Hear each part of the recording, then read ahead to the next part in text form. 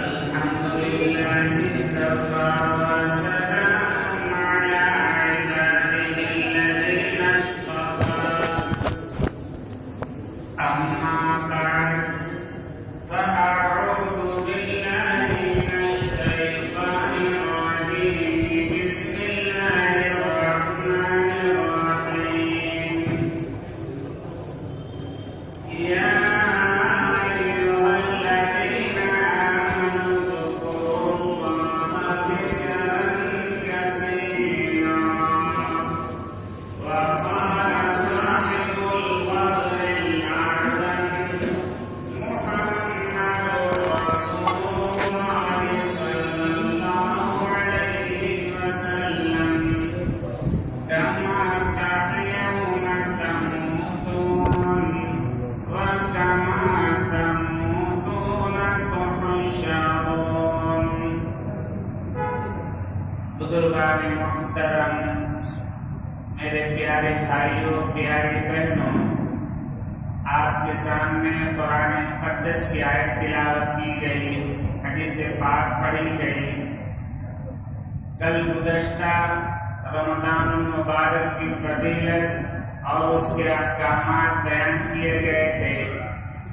آج جو آیت کریمہ تلاوت کی گئی، اس آیت کریمہ میں اللہ رب العالمین نے ارشاد فرمایا، اے مومن مرد اور مومن عورتیں، اگر تم کامیاب ہونا چاہتے ہو، ہر انسان کامیاب ہونا چاہتا ہے، مرد ہوں چاہے عورتیں ہوں، ہر ایک کی یہی تمنا ہوتی ہے کہ ہمیں کامیابی ملے، ہمیں دنیا میں بھی کامیابی ملے، موت کے وقت ہم کامیاب ہو جائیں اور ہمیں قبر میں بھی کامیابی حاصل ہو اور میدان محشر میں بھی کامیابی حاصل ہو جائے. میرے پیارے بھائیوں، بزرگوں اور دوستوں، ہر چیز اللہ کا ذکر کرتی ہے.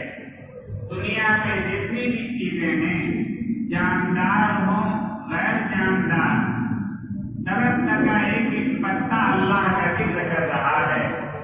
قرآن میں اللہ تعالیٰ نے اسی کو بیان کیا، يسبح لله ما في السماوات وما في الأرض الملك القدوس العزيز الحكيم. اللہ تبارک و تعالیٰ نے ارشاد فرمایا کہ ہر چیز جو جاندار ہے، غیر جاندار ہے، جو آسمانوں میں ہے، زمین میں ہے، ایک ایک ستارے، یہ چاند، سورج، یہ سب کے سب جو ہے پہاڑ، یہ اللہ کے ذکر میں مشغول ہے. اللہ کا ذکر بہت بڑی نعمت ہے، بہت بڑی دولت ہے. حدیث میں آقا انعامدار سرکار مدینہ تاجدار دو عالم جناب محمد رسول اللہ صلی اللہ علیہ وسلم ارشاد فرمایا، کما تحیون تموتون. جس حالت پر انسان زندگی بسر کرتا ہے، اسی حالت پر اس کو موت آتی. مرد ہو چاہے عورت، ہر ایک کی تمنا ہوتی ہے، مردوں کی بھی عورتوں کو بھی، ہمیں موت کے وقت ہماری زبان پر کلمہ جاری ہو جائے، ہم کلمہ پڑھتے ہوئے دنیا سے جائیں، موت آئے تو ہمیں کلمہ پڑھتے ہوئے موت آئے. میرے پیارے بھائیوں، بزرگوں اور دوستوں، حدیث میں یہ بیان کیا گیا، اسی کا خاتمہ ایمان پر ہوگا، اسی کی زبان پر موت کے وقت کلمہ جاری ہوگا جو چلتے پھرتے اٹھتے بیٹھتے پوری زندگی اللہ کا ذکر کرے گا. آج ہمارے تمام احباب، مرد حضرات بھی غفلت میں ہیں، عورتیں بھی غفلت میں زندگی گزار رہی ہیں اور تمنا ہے کہ خاتمہ ایمان پر ہو جائے. میرے پیارے بھائیوں، بزرگوں اور دوستوں، پوری دنیا کی بات غلط ہو سکتی ہے، محمد رسول اللہ صلی اللہ علیہ وسلم کا فرمان غلط نہیں ہو سکتا. میرے پیارے بھائیوں، میں آپ کو ایک مثال بتاؤں کہ عربی شاعر نے ایک بہت حدیث کو جو ہے عربی شعر میں اس کو بیان کیا ہے، وَبَانَ الْحَقُّ ذَبٌّ بِهِ عُلِّقَ والایمان من ذاک الرجل. آقا انعامدار سرکار مدینہ تاجدار دو عالم جناب محمد رسول اللہ صلی اللہ علیہ وسلم جب ہجرت کر کے مکہ مکرمہ سے مدینہ منورہ تشریف لے گئے تو مدینہ منورہ میں بہت مشکل حالات تھے. ہر طرف سے دشمنوں کا مقابلہ تھا. یہود، نصارہ، منافقین، مشرکین امت مسلمہ کے اور آقا کے صحابہ کے مقابلے پہ رہتے تھے. ہر وقت ان کی سازش رہتی تھی کہ کس طریقے سے ہم ان کو اسلام سے پھیر دیں، کیسے ہم ان کا ایمان خراب کر دیں. میرے پیارے بھائیوں، بزرگوں اور دوستوں، یہودیوں نے، منافقوں نے ایک چال چلی اور ایک سازش رچی. ہر دور میں سازش ہوتی رہتی ہے. یہ سازش لوگ اپنے گھر والوں کے لیے بھی سازش کرتے ہیں. باپ بیٹے کے لیے سازش کرتا ہے، بیٹا باپ کے لیے سازش کرتا ہے. میرے پیارے بھائیوں، بزرگوں اور دوستوں، یہود نے، نصارہ نے سازش یہ کی کہ کس طریقے سے ہم جو ہے یہ جو مسلمان ہوئے ہیں، جنہوں نے ایمان قبول کیا ہے محمد رسول اللہ صلی اللہ علیہ وسلم کا، جو لوگ ایمان لائے ہیں، ان کا ساتھ چھوڑ دیں اور ایمان چھوڑ دیں، اور ایمان چھوڑ کر کے جو ہے یہ جو ہے مطلب ان کو تنہ تنہا محمد رسول اللہ صلی اللہ علیہ وسلم تنہا رہ جائیں گے اور تو ان کا دین باقی نہیں رہے گا. میرے پیارے بھائیوں، ایک اعرابی دیہاتی، دیہات کا رہنے والا، اس کو اعرابی کہا جاتا ہے، اور دیہات میں پہلے تعلیم کا ماحول تھا نہیں، تو اعرابی دیہاتی کو یہودیوں نے، منافقین نے، مشرکین نے ایک بھڑکایا اس کو، اور اس کو سازش میں جو ہے لے لیا، اور انہوں نے کہا کہ اگر تم نے ایک کام ہمارا کر دیا تو ہم تم کو بہت بڑا انعام دیں گے. لال اونٹ بہت قیمتی ہوتا ہے عرب میں. لال اونٹ انہی کے پاس ہوتا تھا جو بڑے مالدار امیر کبیر ہوتے تھے. تو لالچ دی منافقین نے، مشرکین نے کہ تم ہمارا ایک کام کر دو، تم کو لال اونٹ سرخ انعام میں دیا جائے گا. تو غریب آدمی تھا، دیہات کا رہنے والا. اس نے کہا کہ فرمائیں کیا کام کرنا ہے. کہا کہ یہ ایک تھیلا ہے. یعنی یہودیوں نے، نصارہ نے ایک تھیلا دیا اور اس میں ایک چیز رکھ دی اور کہا کہ تھیلا لے کر چلے جاؤ محمد ابن عبداللہ کے پاس صلی اللہ علیہ وسلم. میں کافر کی بات نقل کر رہا ہوں. کافروں نے، منافقین نے، یہودی نے کہا کہ محمد ابن عبداللہ کے پاس ایک تھیلا لے جاؤ اور لے جا کر کے ان سے معلوم کرنا کہ اگر آپ سچے نبی ہیں تو آپ بتلا دیں میرے تھیلے میں کیا ہے. اللہ اکبر. وہ بیچارہ غریب آدمی، دیہاتی آدمی لال اونٹ کے لالچ میں تھیلا لے کر کے گیا، اور اللہ کے لاڈلے پیغمبر جناب محمد رسول اللہ صلی اللہ علیہ وسلم صحابہ کرام کے عظیم مجمع میں تشریف فرما تھے. اور حضور کا یہ عالم تھا کہ صحابہ کے درمیان جب بیٹھتے تھے آنے والا پہچان نہیں سکتا تھا کہ کون ہے اللہ کے لاڈلے پیغمبر صلی اللہ علیہ وسلم. اتنی تواضع ہوتی تھی، بالکل صحابہ سے مل کر کے بیٹھتے تھے اور بالکل ہلکا بنا لیتے تھے.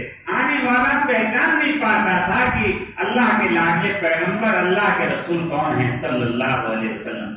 اس نے معلوم کیا مجمع سے کہ تم میں محمد ابن عبداللہ کون ہیں. تو صحابہ نے عرض کیا کہ یہ ہیں اللہ کے رسول صلی اللہ علیہ وسلم، محمد رسول اللہ یہ ہیں.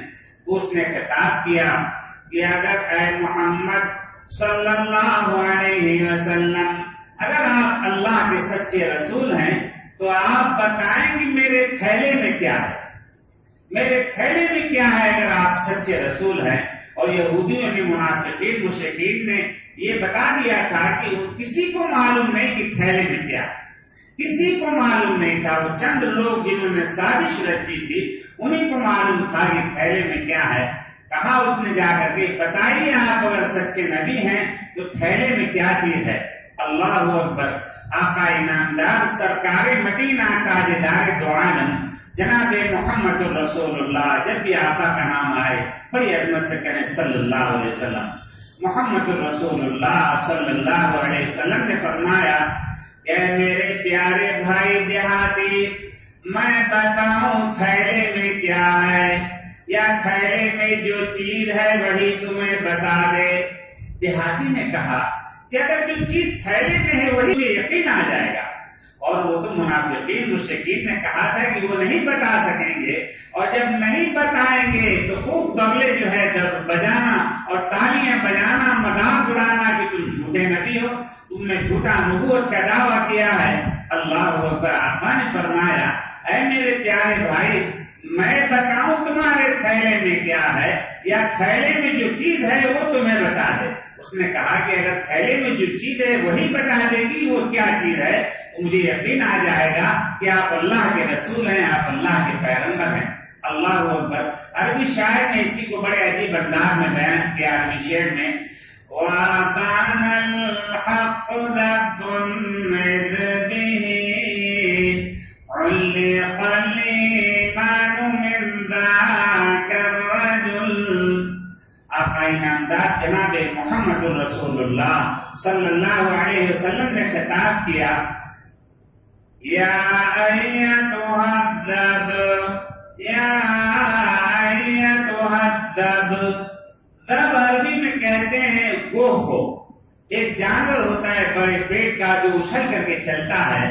تو آقا نے عربی میں خطاب کیا کیونکہ اللہ کے رسول صلی اللہ علیہ وسلم کی زبان عربی تھی، عربی میں جانور سے گفتگو فرمائی، یا ایتھا الذب۔ آقا نے فرمایا اے گو۔ فوراً جو ہے اس جانور نے تھیلے میں سے جواب دیا، لبیک وسعدیک یا رسول اللہ۔ اے اللہ کے لاڈلے پیغمبر جناب محمد الرسول اللہ صلی اللہ علیہ وسلم، میں حاضر ہوں، بار بار حاضر ہوں، قدم بوسی کے لیے حاضر ہوں، 70,000 مرتبہ حاضر ہوں۔ آپ فرمائیں کیا حکم ہے؟ اللہ اکبر۔ آپ فرمائیں کیا حکم ہے؟ آقا انعامدار جناب محمد الرسول اللہ صلی اللہ علیہ وسلم نے فرمایا عربی میں، انت تعرفنی من انا۔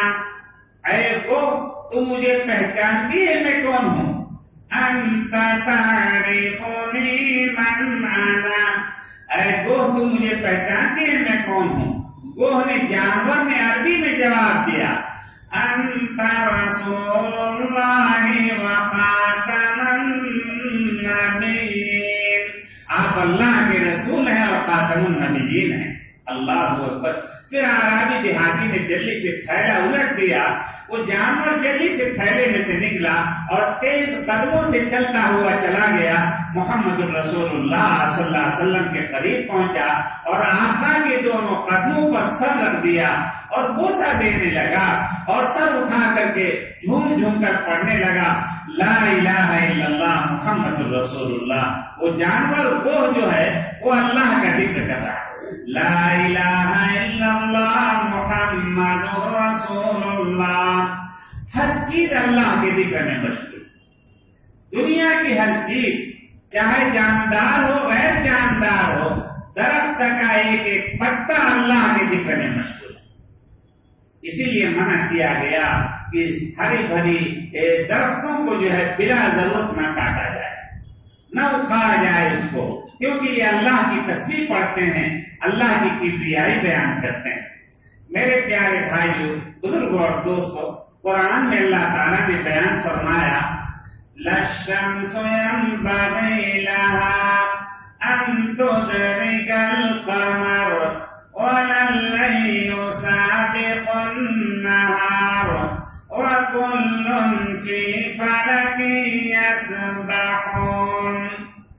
رب ذوالجلال خالق کائنات اللہ رب العالمین نے ارشاد فرمایا کہ ہم نے اجازت نہیں دی سورج کو کہ وہ چاند کا راستہ روکے، اور چاند کو اجازت نہیں دی کہ سورج کی جرنی میں رکاوٹ بنے۔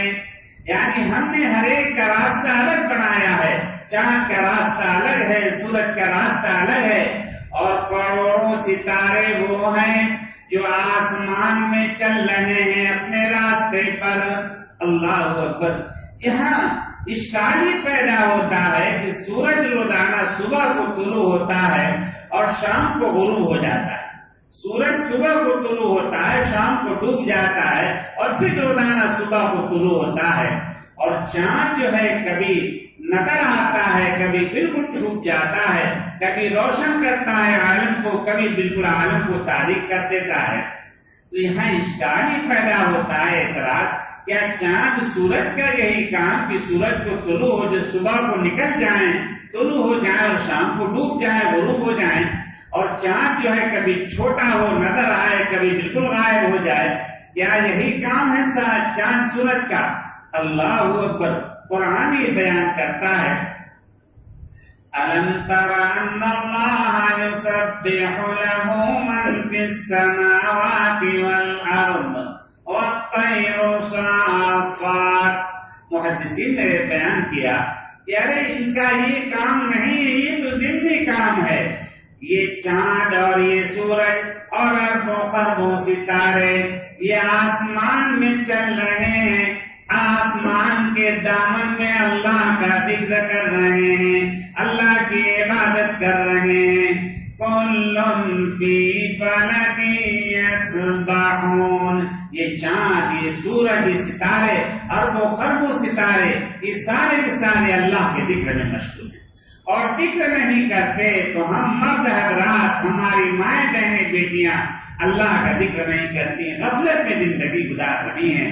میرے پیارے بھائیوں، بزرگوں اور دوستوں، یہ اتنا اونچا کلمہ ہے، حدیث میں آتا ہے کہ اگر جو مرد اور جو عورتیں اللہ کا ذکر کرتی ہیں، چاہے تنہائی میں وہ اللہ کا ذکر کریں، 70 کوٹھری کے اندر وہ اللہ کا ذکر کریں، پروردگار عالم کے ذکر کو عرش آدم پر سنتا ہے۔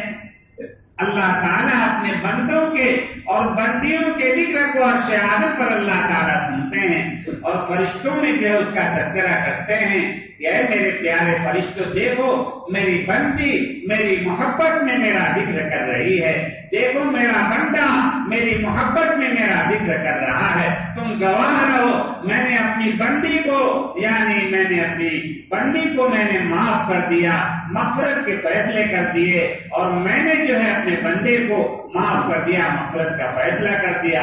میرے پیارے بھائیوں، بزرگوں اور دوستوں، قرآن میں اللہ تعالیٰ نے بیان کیا، وَمَن يُعْرِضْ عَن ذِكْرِ رَبِّهِ يَسْلُكْهُ عَذَابًا صَعَدًا۔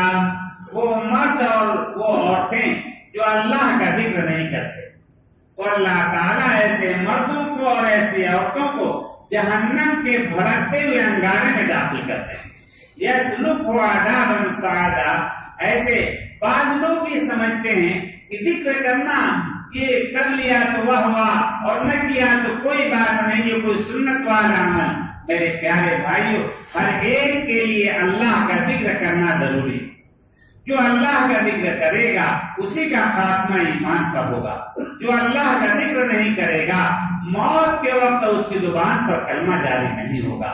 میرے پیارے بھائیوں، میری پیاری بہنوں، دیکھیے آپ، غور کرنے کا مقام ہے کہ اگر کوئی 60-70 سال سے کفر پر زندگی بسر کر رہا ہے، یعنی باطل خداؤں کو پوج رہا ہے، بتوں کی پرستش کر رہا ہے، لیکن ایک مرتبہ اس کے دل میں خوف پیدا ہو جائے اللہ کا، اور وہ توبہ کر لے باطل خداؤں کی پوجا سے، اور جو ہے ایک مرتبہ اخلاص سے پڑھ لے لا الہ الا اللہ محمد الرسول اللہ، رب کعبہ کی قسم، اب وہ کافر نہیں ہے، اب وہ ایمان کی دولت اس سے حاصل ہوگی، اب وہ مومن بن گیا۔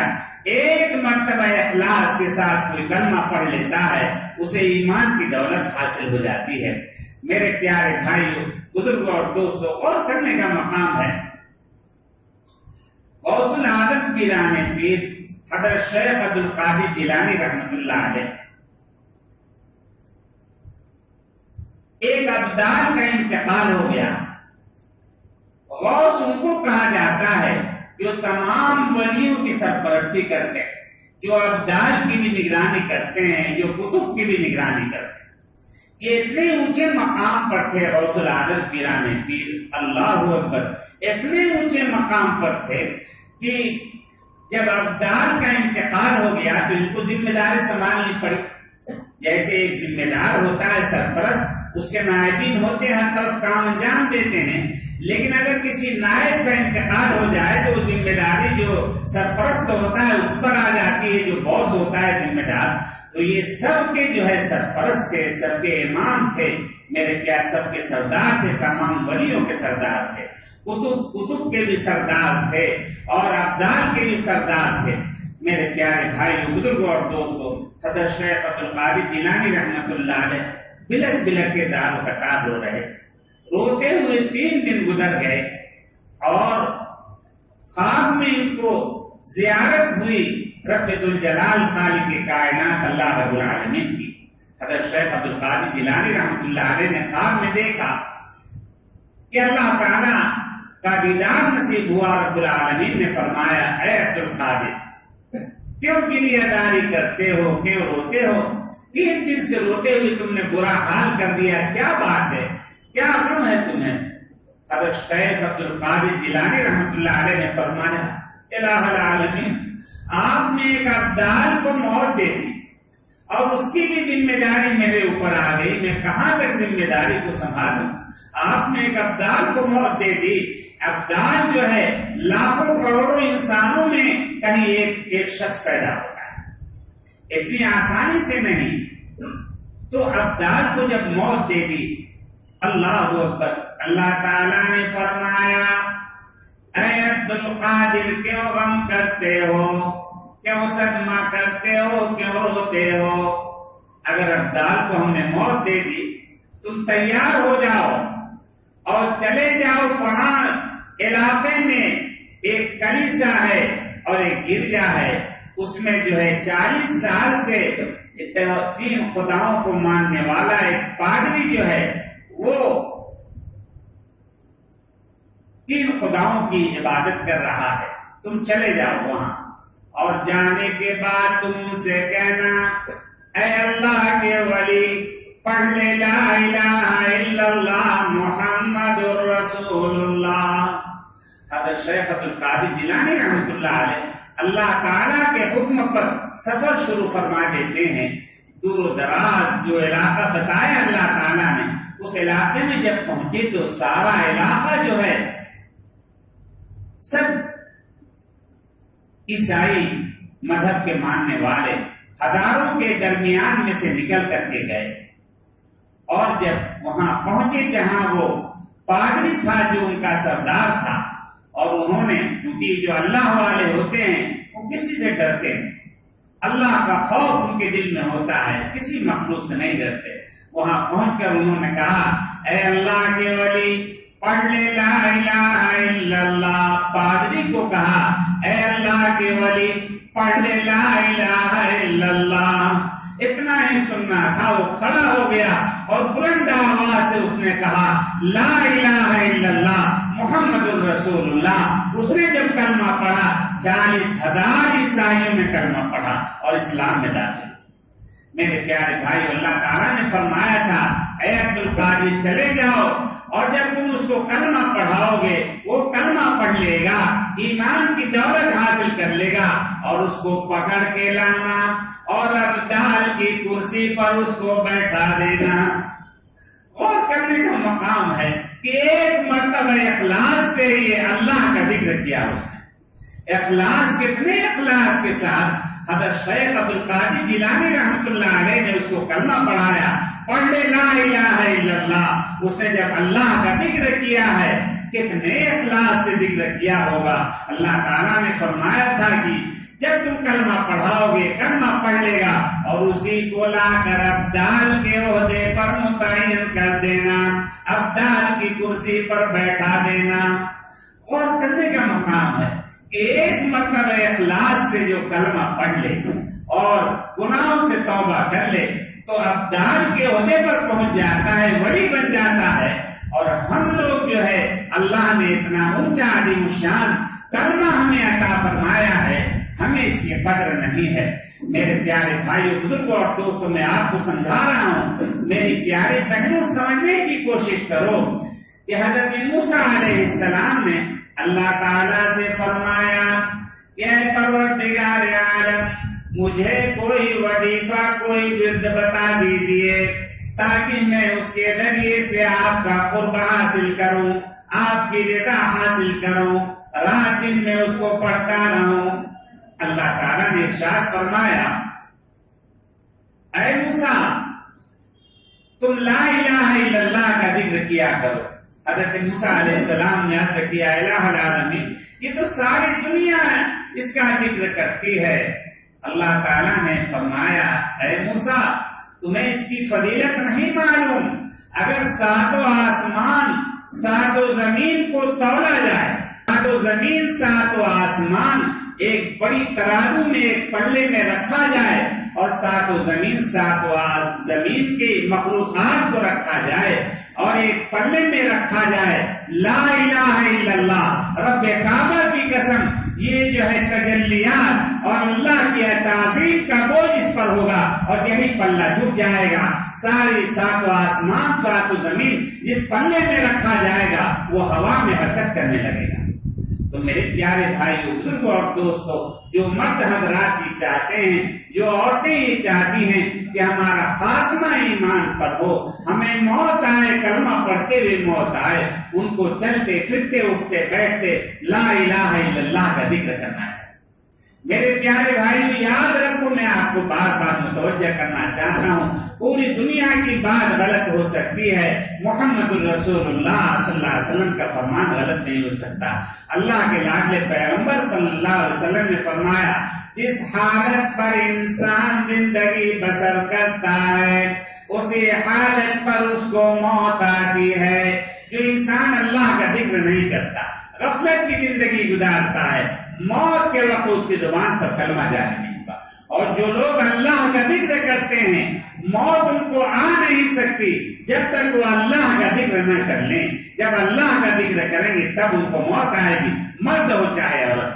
میرے پیارے بھائیوں، بزرگوں اور دوستوں، غور کرنے کا مقام ہے کہ میں آپ کو بتاؤں، گجرات کے علاقے میں ہمارے والد صاحب بہت بڑے ولی کامل، بہت بڑے ولی کامل، بڑے بڑے محدثین، اولیاء کاملین سب ان کے مرید تھے، ان کے شاگردوں میں سے بڑے بڑے ہندوستان کی چوٹی کے علماء بھی اور بزرگان دین ان کے شاگردوں میں، ان کے مریدین میں، جنات صحابہ سے بھی ان کی ملاقات ہوتی تھی۔ اتنا مقام تھا، اللہ اکبر، کان رجلا بکان، پوری رات روتے ہوئے ذکر کرتے ہوئے گزار دیتے تھے، چلتے پھرتے اٹھتے بیٹھتے اللہ کا ذکر کرتے تھے۔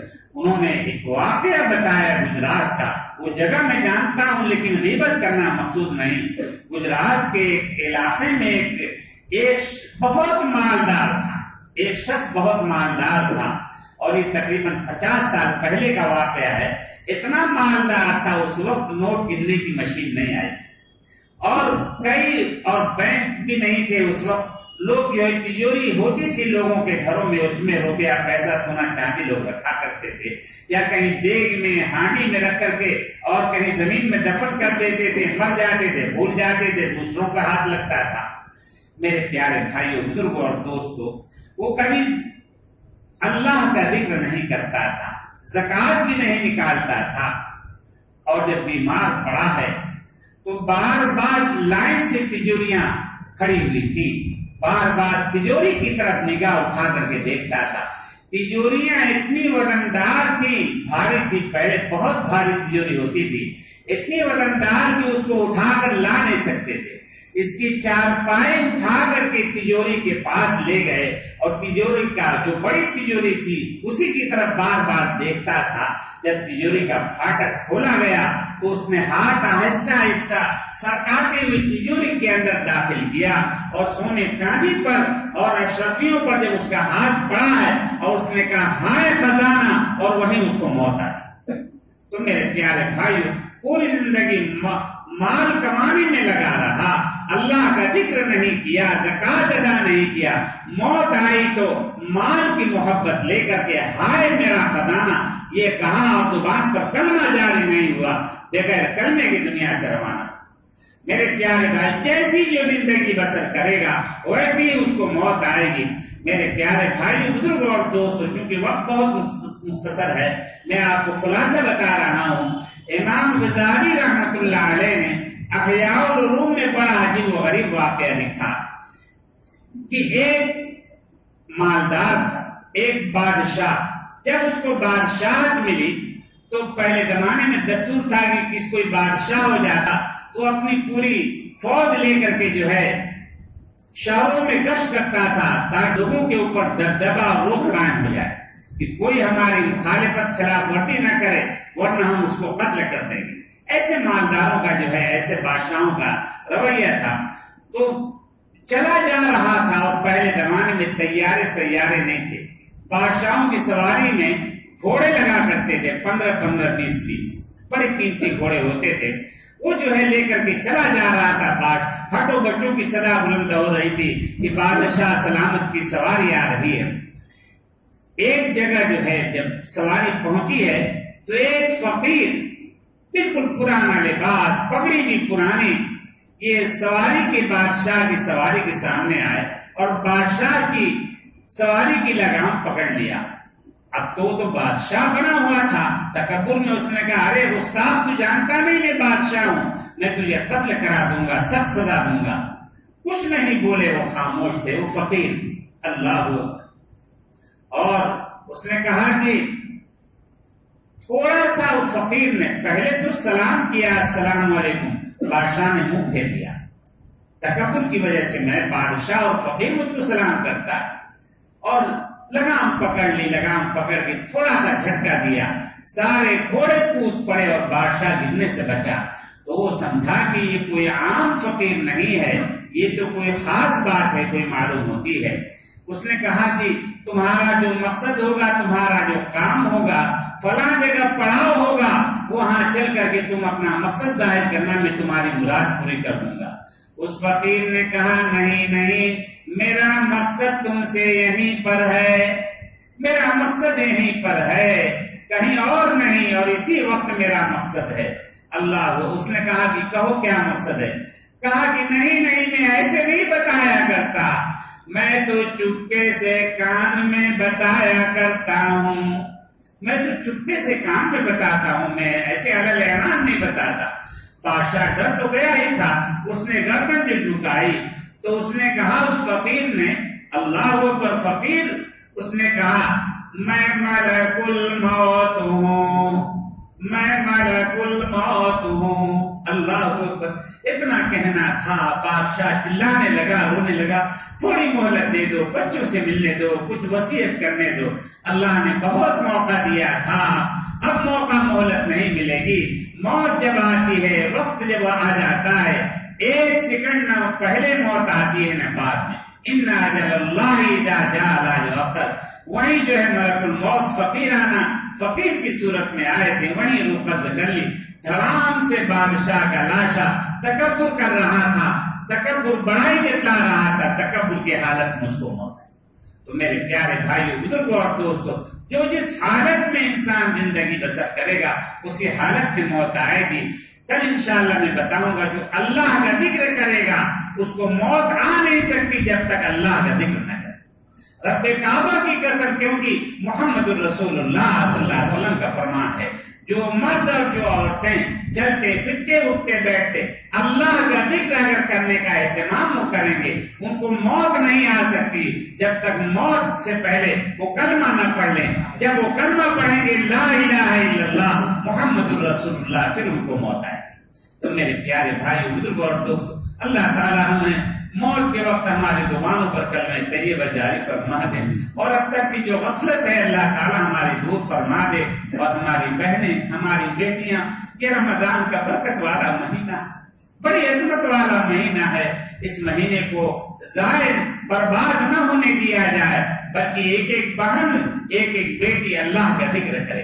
مجبوری کے دن ہیں پھر بھی اللہ کا ذکر کرے، استغفار پڑھے، درود شریف پڑھے، سبحان اللہ، الحمدللہ، اللہ اکبر کا ورد کرے. اور تمام مرد حضرات بھی جو ہے جہاں تک آواز پہنچ رہی ہے اللہ کا ذکر کریں. کاروبار کر رہے ہیں، دکان پر ہیں، کوئی گراہک نہیں ہے، آپ اللہ کا ذکر کریں، لا الہ الا اللہ، سبحان اللہ، الحمدللہ، اللہ اکبر. جو اللہ کا ذکر کرے گا اللہ تعالیٰ اس کو مالداری عطا فرماتے ہیں، اس کے اوپر روزی کے دروازے کشادہ فرما دیتے ہیں، اس کی تنگ دستی دور کر دیتے ہیں۔ اور جو اللہ کا ذکر نہیں کرتا، چاہے کتنا ہی بزنس پھیل جائے، وہ کلاش ہوگا، اس کے بزنس کا دیوالیہ نکل جائے گا، قرضدار اس کا پیچھا کرتے رہیں گے اور کچھ حاصل نہیں ہوگا، بے چینی کی زندگی گزارے گا۔ اللہ تعالیٰ ہمیں کثرت سے ذکر کرنے کی توفیق عطا فرمائے۔ درود شریف پڑھ لیجیے۔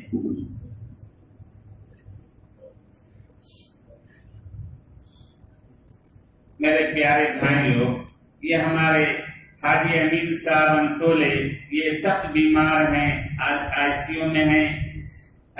دعا فرمائیں کہ اللہ تبارک و تعالی حاجی امین صاحب کو کامل شفا عطا فرمائے، صحت کے خزانے سے صحت یابی عطا فرمائے۔ اور بہت سے ہماری بہنوں نے، بیٹیوں نے دعا کے لیے کہلوایا ہے، پرچے بھیجے ہیں۔ اللہ تعالیٰ ان تمام بہنوں کی دلی مرادیں پوری فرمائے، اور جنہوں نے نہیں اطلاع بھجوائی اور وہ پریشان ہیں، ان کی کچھ مشکلات ہیں، اللہ تعالیٰ ان کی تمام پرابلم کو، مصیبت کو، مشکلات کو اللہ آسان فرما دے اور ان کے مقصد میں کامیابی عطا فرمائے۔ پورے مجمع کی اللہ دلی مرادیں پوری فرمائے۔ پورے بمبئی والوں کے کاروبار میں، تجارت میں اللہ تعالیٰ آسمان کی بلندیوں تک ترقی عطا فرمائے۔ اللهم صل على سيدنا ومولانا محمد وعلى آل سيدنا ومولانا محمد وبارك وسلم كما تحب وترضى عدد ما تحب وترضى اللهم إنا نسألك رزقا واسعا وحلالا طيبا۔ الہ العالمین اپنے فضل و کرم سے ہمارے چھوٹے بڑے تمام گناہوں کو معاف فرما۔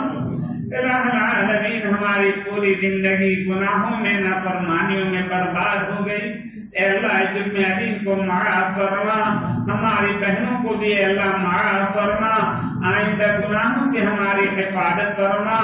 الہ العالمین پوری امت کی مغفرت فرما، پوری امت کی اصلاح فرما، پوری امت کے لیے ہدایت کے فیصلے فرما، پورے عالم میں اسلام کا بول بالا فرما، اسلام اور ایمان والوں کو سربلندی عطا فرما، عزت، قوت، ہمت، دانائی، حکمت عملی عطا فرما، ہم سب کا خاتمہ ایمان پر فرما، اتباع سنت کی توفیق نصیب فرما۔ الہ العالمین جو بیمار ہیں، مریض ہیں اس مجمع میں، یہ ان کے گھر والے، بیوی، بچے، پورے بمبئی کے رہنے والے مرد عورتوں میں سے جوان، بزرگ، بچے جو بھی بیمار ہوں، اے اللہ تمام بیماروں کو شفاء کلی عطا فرما، تمام بیماروں کو چھوٹی بڑی بیماریوں سے نجات عطا فرما۔ جتنے ہمارے مریض اے اللہ دوست، احباب، بہنیں اسپتالوں میں ہیں، اے اللہ ان کو صحت کے خزانے سے صحت یابی عطا فرما، صحت عاجلہ کاملہ دائمہ مستمرہ نصیب فرما۔ اے اللہ جو بے اولاد ہیں انہیں نیک صالح اولاد عطا فرما۔ جتنے ہمارے بھائی بہن بیٹیاں غیر شادی شدہ ہیں، اے اللہ ان کو بہترین جوڑا نصیب فرما۔ جن کے رشتے قائم ہو چکے ہیں، شادی کے لیے غیر سے اسباب پیدا فرما۔ اے رب کریم ہماری بہت سی بہنیں بیٹیاں رشتے کے لیے ان کے ماں باپ پریشان ہیں، اے اللہ غلط ماحول کی وجہ سے ان کی شادی رکی ہوئی ہے، اے اللہ اپنے فضل و کرم سے ایک ایک بہن، ایک ایک بیٹی کو بہترین رشتہ عطا فرما دے، بہترین شوہر، بہترین جوڑا نصیب فرما دے۔ ہمارے جوانوں کو گھر بسانے والی دلہنیں عطا فرما۔ اے اللہ پورے مجمع کی دلی مرادیں پوری فرما۔ اے رب کریم یہ تیری دین کی بات، قرآن حدیث کی بات سننے کے لیے آتے ہیں، اے اللہ ان کو اے اللہ آباد فرما دے، ان کی روزی میں برکت عطا فرما، ان کی پریشانیاں دور فرما۔ جتنی بہنیں بیٹیاں گھروں میں دین کی باتیں سن رہی ہیں، اے اللہ ان کو اور پورے مجمع کو اجر عظیم عطا فرما، اجر کریم عطا فرما، اجر جزیل عطا فرما، اجر کبیر کی دولت سے مالا مال فرما، پورے مجمع کے مقاصد حسنہ میں کامیابی عطا فرما، ماں بہنوں کی جائز تمنائیں پوری فرما، پورے بمبئی کے لوگوں کی اللہ دلی مراد مرادیں پوری فرما۔ جتنے ہمارے جوان بچے بچیاں اسکول کالج یونیورسٹیوں میں تعلیم پا رہے ہیں، اے اللہ ان کو ایجوکیشن میں تعلیم میں ایگزام میں اعلیٰ نمبرات سے کامیابی عطا فرما۔ تعلیم مکمل ہونے کے بعد بہترین روزگار جاب ملازمت عطا فرما۔ اے رب کریم بمبئی کے لوگ جتنے بھی کارخانے دار دکاندار بزنس مین تاجر ہیں، اے اللہ سب لوگ پریشان ہیں، اے اللہ سب کے بزنس کو اے اللہ چمکا دیجئے، سب کی روزی میں برکت عطا فرما دیجئے، حلال روزی کے دروازے کشادہ فرما دیجئے۔ یہ ہمارے گناہوں کی وجہ سے ہمارے اوپر روزی تنگ کر دی گئی، ذکر نہ کرنے کی وجہ سے ہماری روزی چھین لی گئی، اے اللہ ہمیں کثرت سے ذکر کرنے کی توفیق عطا فرما۔ اے رب کریم روزانہ فجر کی نماز کے بعد ذکر کی مجلس ہوتی ہے، اے اللہ اس مجلس کو جو آباد کرتے ہیں، اے اللہ ان کی بھی تمام حاجتیں پوری فرما، ان کے بھی مقاصد حسنہ میں کامیابی عطا فرما، ان کی مشکلات آسان فرما، اس مسجد کے تمام مصلیوں کی دلی مرادیں پوری فرما، تمام ٹرسٹی صاحبان کی اور مسجد کے اندر جو تعاون کرتے ہیں، جو معاونین ہیں، اے اللہ سب کی دلی مرادیں پوری فرما۔ اے اللہ اپنے فضل و کرم سے پورے عالم میں امن و امان قائم فرما، اس ملک میں امن و امان قائم فرما، امت مسلمہ کی جان مال عزت آبرو کی حفاظت فرما، پورے مجمع کو اور تمام ماؤں بہنوں کو حج بیت اللہ کی زیارت سے مشرف فرما۔ اے اللہ جو زندگی گزر گئی وہ تو برباد ہو گئی، جو زندگی کے کچھ ایام کچھ سانسیں جو رہ گئی ہیں، اے اللہ آخرت کی تیاری عبادت ذکر تلاوت توبہ استغفار کے لیے، آخرت کی تیاری کے لیے لمبی عمر ہمیں عطا فرما۔ جب وقت پورا ہو جائے کلمہ پڑھتے ہوئے کامل خاتمہ ایمان پر نصیب فرما۔ الہ العالمین ہماری بہنوں کے اندر بھی تقوی پیدا فرما، ہمارے دوستوں میں بھی تقوی پیدا فرما، اہتمام سے قرآن کی تلاوت اور ذکر کرنے کی توفیق عطا فرما، مردوں کو عورتوں کو گناہوں سے بچنے کی توفیق عطا فرما، شیطان کے مکر و فریب سے حفاظت فرما۔ الہ العالمین جن لوگوں نے دعاؤں کے لیے کہا ہے، دعاؤں کے لیے لکھا ہے، یا دعاؤں کے طالب ہیں لیکن نہیں کہہ سکے، اے اللہ سب کی تمام حاجتیں پوری فرما، تمام بہنوں کی دلی مرادیں پوری فرما، تمام بہنوں کی مشکلات آسان فرما، تمام بہنوں کو صحت تندرستی عافیت عطا فرما۔ اے اللہ تمام حفاظ کرام اور تمام اے رب کریم جتنے بھی ہمارے دوست احباب بہنیں روزہ رکھنے میں بیماری کی وجہ سے دقت پیش آتی ہے، اے اللہ روزہ رکھنا ان کے لیے آسان فرما دے، اے اللہ بیماریوں کو اے اللہ بیماریوں سے صحت یابی عطا فرما، شفاء کلی عطا فرما۔ حضور پاک علیہ الصلوۃ والسلام، صحابہ تابعین تبع تابعین، غوث قطب ابدال اور تمام اولیاء کاملین، خاص طور سے سیدنا حضرت شیخ عبد القادر جیلانی رحمۃ اللہ علیہ، حضرت خواجہ معین الدین چشتی اجمیری رحمۃ اللہ علیہ، حضرت شیخ علاؤالدین صابر کلیری رحمۃ اللہ علیہ اور تمام علماء محدثین نے خیر کی، عافیت کی، بھلائی کی، سلامتی کی، دونوں جہان کی کامیابی کی جو دعائیں مانگی ہیں، اے اللہ ان تمام دعاؤں کو پورے مجمع کے حق میں اور ماں بہنوں کے حق میں قبول فرما۔ جن شروع فتن سے پناہ چاہیے ہے، اے اللہ ہماری اور امت کے ہر فرد کی حفاظت فرما۔ وصلی اللہ تعالی علی النبی الکریم، سبحان ربک رب العزت عما یصفون، وسلام علی المرسلین، والحمد للہ۔